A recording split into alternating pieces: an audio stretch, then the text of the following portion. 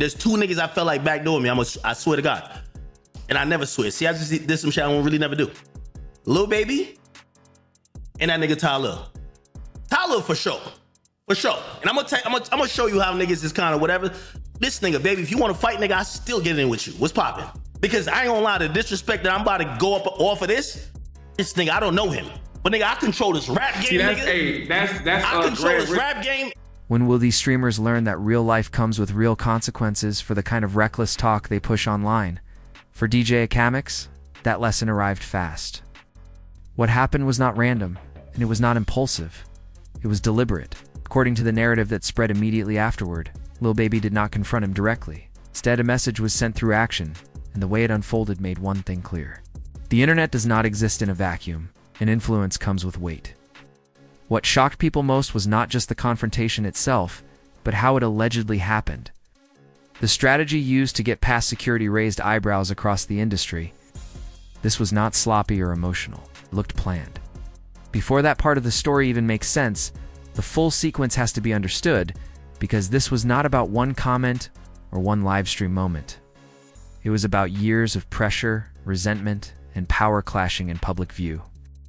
And it also revealed a side of the music industry that usually stays quiet. To understand why this situation became unavoidable, it helps to step back and look at who DJ Akademiks really is. This was never just about a slap or a single night. Akademiks built his entire empire behind a screen, often live, often intoxicated, often saying things most people would never dare say out loud about powerful artists. Night after night, he turned controversy into currency and attention into leverage. That formula did not happen by accident. What separates Akademiks from every other blogger is not volume, but reach. He is not a small YouTuber chasing clicks. He became one of the most influential voices in hip-hop media by leaning into chaos and confrontation. He positioned himself as the internet's loudest instigator, and over time, that role gave him real authority. When he speaks, the culture reacts. Ow. Labels listen. Artists feel it. Akademiks does not just comment on music.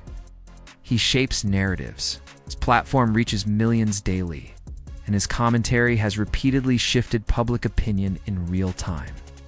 Albums have felt the impact. Streaming numbers have reflected it. Careers have taken hits. That kind of influence changes how people respond to you, especially when criticism turns personal and constant. For a long time, Akademiks appeared to believe he was insulated from consequences. Surrounded by cameras, security, and distance, he moved as if the screen itself was protection. The assumption was simple: say whatever you want, as loud as you want, and nothing will happen offline. That assumption did not hold. Rod Wave arranged a three-way phone call between himself, DJ Ak, and Lil Baby to hash out their differences like grown men. And according to both parties, they actually worked it out. They had a real conversation about their issues, acknowledged each other's perspectives, exchanged phone numbers, and agreed to handle any future problems privately instead of airing everything out publicly. This seemed like... The response that followed was not emotional chaos. It looked like strategy. It looked like someone deciding that enough time had passed and enough lines had been crossed. To understand why Lil Baby felt justified in that moment, the origin of the tension has to be traced back years earlier. The friction did not begin with violence, it began with commentary. In 2020, Lil Baby was at the absolute peak of the industry. There was no serious debate about it. He was releasing hit after hit, dominating charts, earning major award recognition, and reaching audiences far beyond hip-hop. His presence was everywhere. That run defined his position at the top. During that same period, Akademiks began noticing something most fans ignored. And at first it was not framed as hate. It sounded more like concern. The message was that success had arrived, but hunger might have faded. The cars, the houses, the jewelry were there, but the music no longer carried the same urgency. From an objective standpoint, that observation was not baseless. When comparing Lil Baby's later releases to his 2020 output, the difference in intensity is noticeable. The edge, the pressure, the raw drive that fueled his rise felt less present. That shift became a recurring topic. And over time, what started as critique began to feel like constant public judgment. That tension did not disappear, it accumulated. It felt like Lil Baby reached the mountaintop and settled into comfort. something that happens often when artists achieve massive success. That part alone was not unusual. The problem was how the criticism evolved. What started as observations slowly shifted into something harsher. Akademiks stopped framing it as concern and began pushing a much heavier narrative. The message turned into Lil Baby had fallen off, that he was washed, that his best days were already behind him. Once Akademiks locks into a narrative, it rarely stays contained. It moves fast. His words do not just live on his platform, they ripple outward through the entire hip-hop ecosystem. Other bloggers repeat it, clips get reposted, fans start echoing it. Soon people who never questioned Lil Baby's relevance are suddenly debating it openly. That storyline became the dominant conversation surrounding his career, and it did not happen by accident. This is what controlling media influence looks like in real time. One opinion, when repeated consistently and loudly enough, begins to feel like fact. That dynamic came into full view when Lil Baby's album Wham entered the conversation. From the moment the project was announced, Akademiks was publicly dismissive. So what is Ty Lil pulling up on me to argue about? You never tagged me in 2020. We're in 2025. You see Aiden. He ain't. You dap it up. Hey, Ty Lil. I'm a real nigga. I know. I'm like, all right, Akademiks trying to platform you. It's all right. I got you. But he's mad passionate 5 years later. This might seem like a minor issue. He labeled it mid-tier before most people even heard it, compared it relentlessly to Baby's earlier, more celebrated work. He questioned whether the hunger was gone, whether the creativity had faded, whether the spark that once separated Baby from everyone else was still there.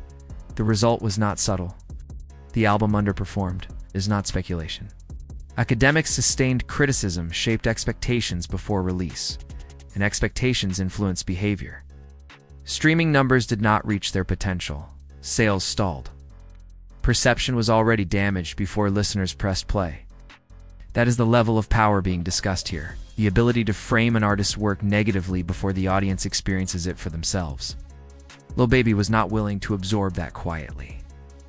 At that point, the tension moved beyond commentary. When rappers begin responding to bloggers inside their music, the situation has crossed into a different territory. Baby started firing back publicly, embedding his frustration directly into his lyrics. He referenced Akademiks by name, made his stance clear, and signaled that the disrespect was no longer being ignored. Those lines were not casual jabs. Entire verses were shaped around the issue. Baby made it clear this was not a minor irritation. It was affecting his business, his image, and how his work was being received. The conflict had moved from streams and commentary into records heard by millions. That escalation caught attention behind the scenes, and this is where the industry's quieter mechanisms came into play. Rod Wave, known for keeping relationships intact, stepped in as a mediator. His involvement was not random. He had real connections with both sides and understood how destructive the situation was becoming. Left unchecked, it was headed towards something worse. He's constantly saying, why you ain't tagged me? He's talking about some shit in 2020. Yo, Aiden says, yo, why you bringing this shit up? And I'm trying to tell him, yo, Tyler, you made it, bro, relax. But he keeps saying it, and I'm like, it's all good, whatever. What we do at the end of this, and this is important, me and Tyler exchange numbers. We exchange numbers.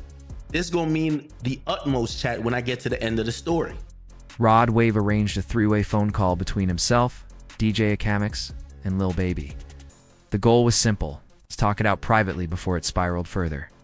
According to both sides, the conversation worked. Tension cooled. The issue appeared settled.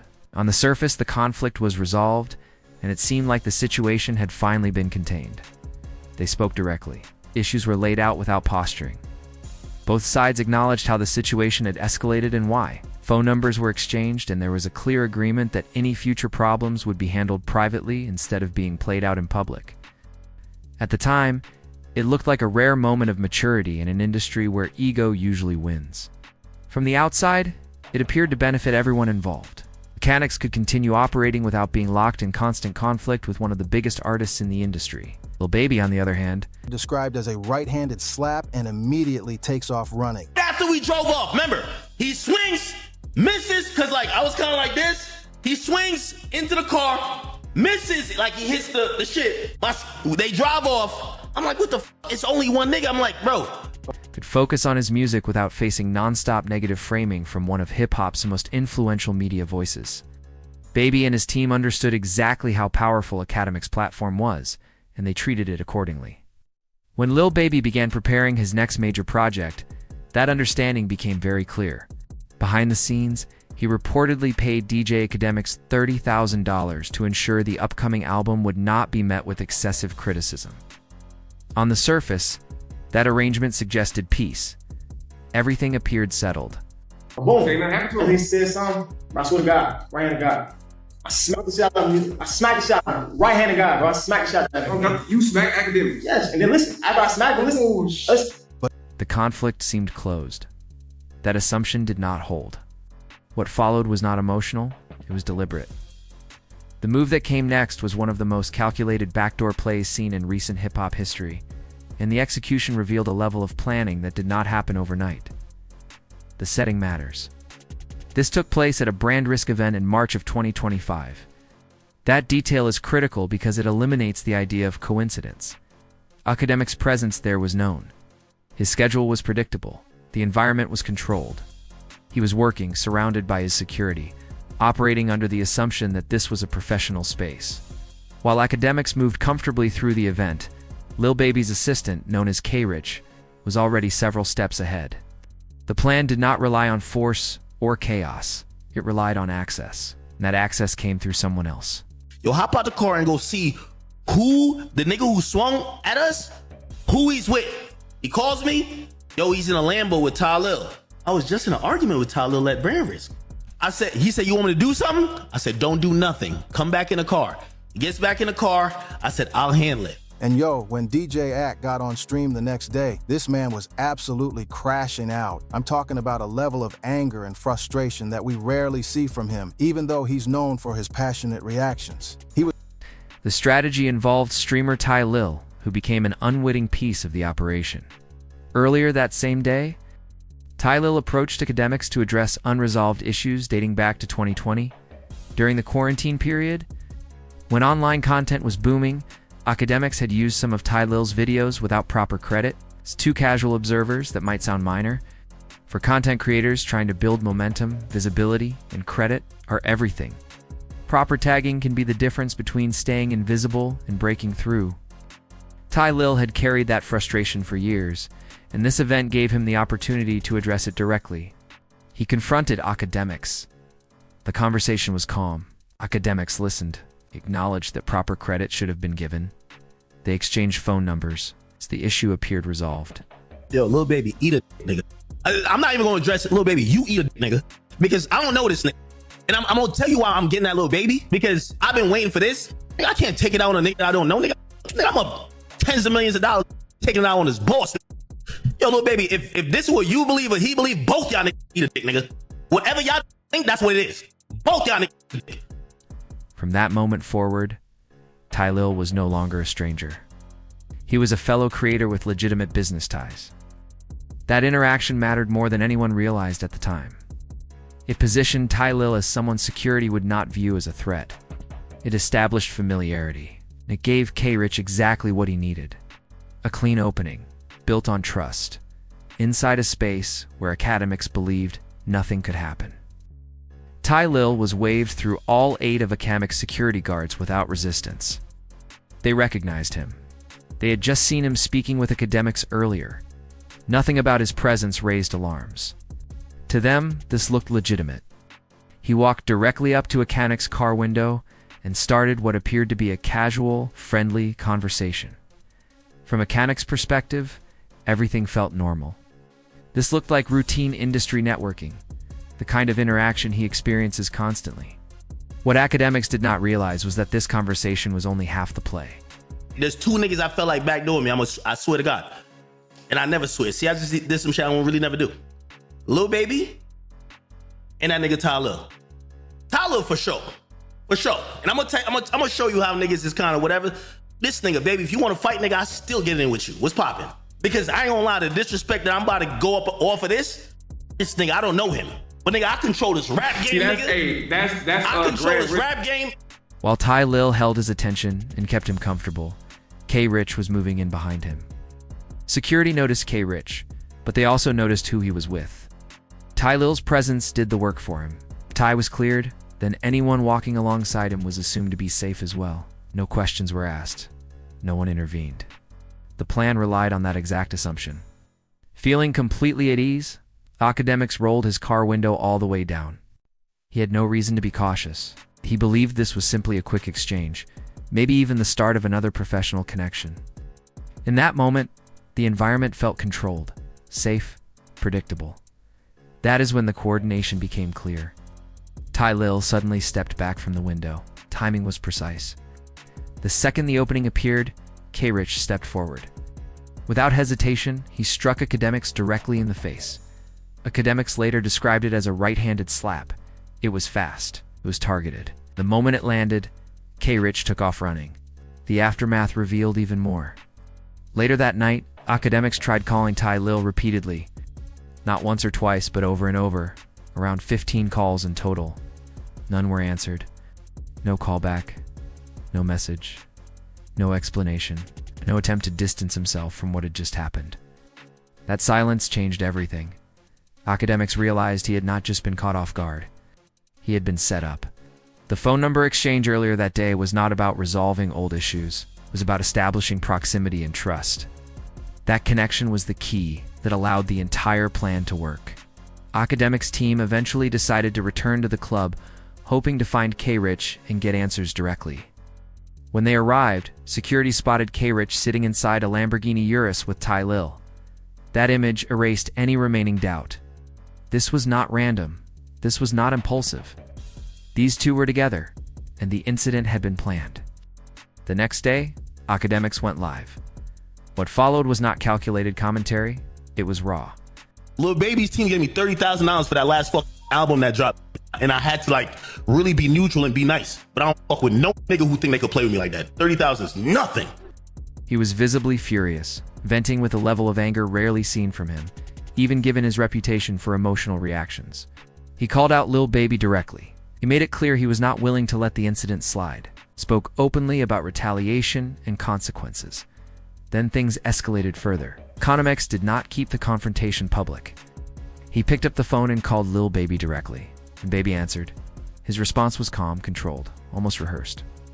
And that response shifted the tone of everything that followed. Lil Baby handled that call with precision. He acted like he had no idea what Akademiks was even talking about. No defensiveness, no slip. Just a calm denial, playing completely unaware, as if nothing had happened. From the outside, it looked like classic gaslighting. Acting dumb, distancing himself from the incident, and refusing to acknowledge any connection to it at all. As frustrating as it was for Akademiks, it was also a smart move. From a legal and strategic standpoint, that response created distance. Akademiks had no direct proof tying Lil Baby to the attack. In the streets, people believed they knew what really happened. But belief is not evidence. And that gap mattered. Still, Akademiks kept digging. The more pieces he put together, the clearer it became that this was not a random outburst or an emotional reaction. The timing, the coordination, the access required, none of it lined up with a spontaneous act. Everything pointed to planning. This was an operation. Start with the brand risk event itself. K. Rich did not stumble into Akademiks by accident. He knew Akademiks would be there. He knew when he would be leaving. He knew where to position himself. Gotcha, that level of precision requires inside knowledge. Schedules, movement, timing. None of that comes together by luck. Then there's the Ty Lil angle, which grows more suspicious the longer it is examined.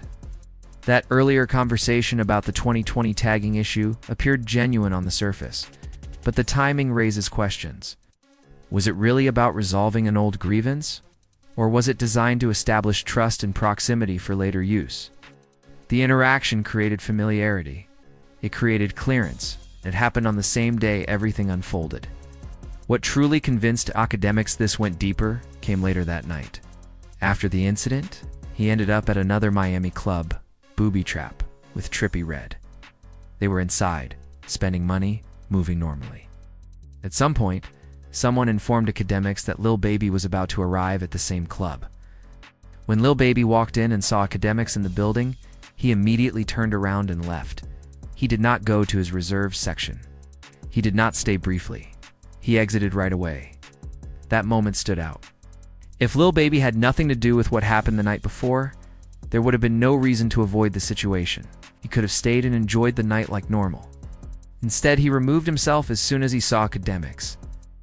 That reaction suggested awareness. It suggested anticipation of tension. It suggested knowledge. From there, the situation expanded beyond personal conflict.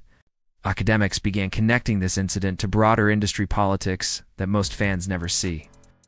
The $30,000 payment was not just about one album or one release cycle. It reflected a larger strategy: media control, narrative management. As Akademiks looked deeper into the business side, he realized this was not uncommon. Major labels and powerful artists routinely pay bloggers and media figures for favorable coverage. And when media personalities become too influential or too critical, pressure is applied.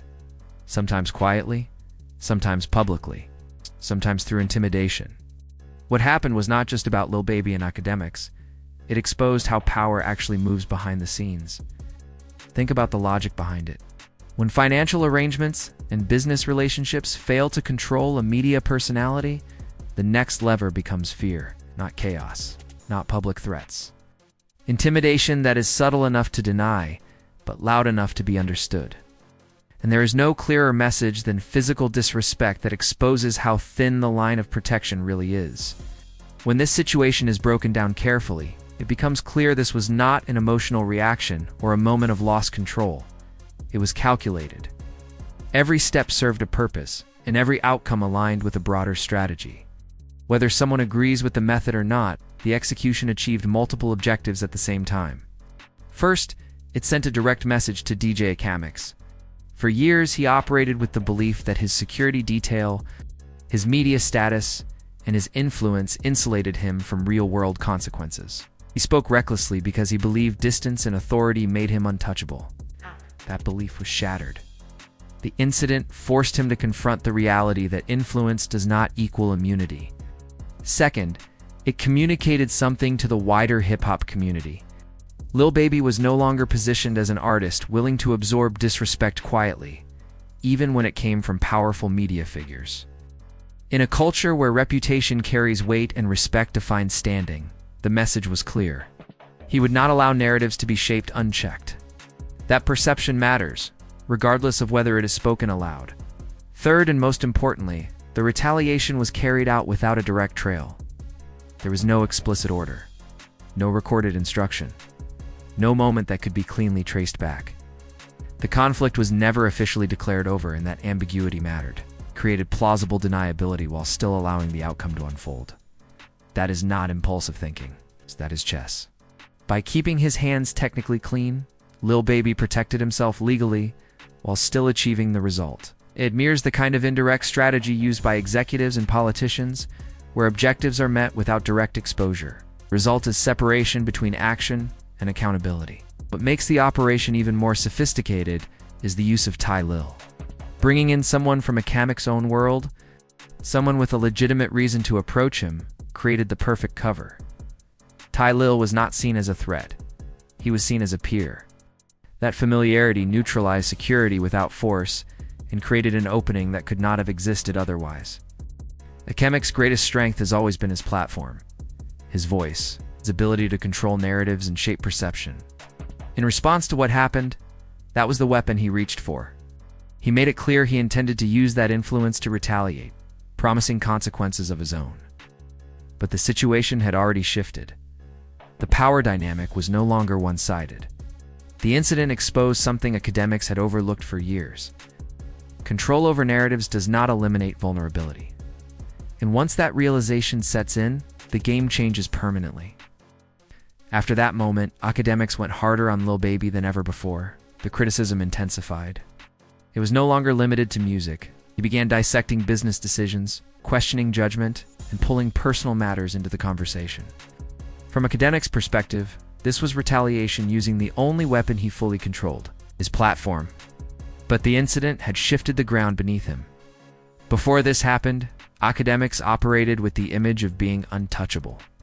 A media figure who could say anything about anyone without consequence. That image cracked. Everyone now knew he could be reached, that his security was not impenetrable, that certain lines once crossed could trigger real-world responses. That change mattered. It weakened his position in subtle but important ways. His authority remained, but the perception of invulnerability was gone. And in an industry driven as much by image as reality, perception is everything. For Lil Baby, the move carried serious risk. It sent a clear message to the hip-hop world that he was not someone to be tested, even by powerful media figures.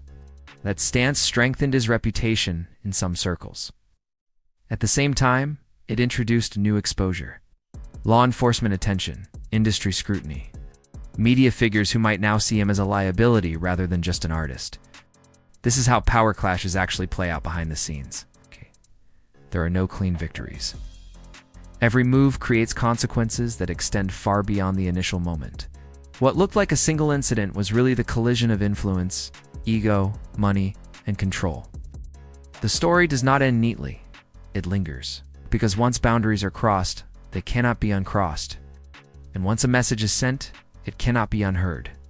If you want to stay connected as situations like this continue to unfold and be examined with clarity, subscribing to Street Wars keeps you close to how these stories really develop over time. What happened here was not just personal, it was structural, and it revealed far more about the industry than either side likely intended.